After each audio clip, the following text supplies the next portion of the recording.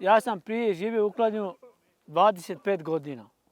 I kako sam došao ovdje 5. godina u Koksaru, nikad nisam bio bolestan u Kladnju. A sad kako sam došao ovdje, kako je ova Koksara, srce, bronhitis, svašta nešto.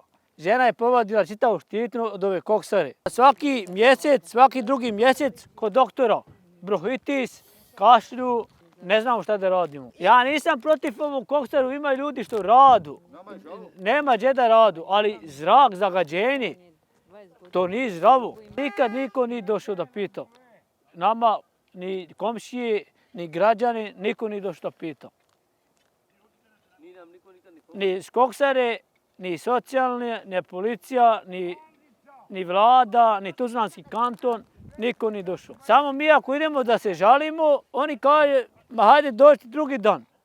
Idemo drugi dan, kaže doći za 7 dana. I od toga nema ništa. Pošto smo mi, na primjer, mala manjina Roma i nema kome da se molimo.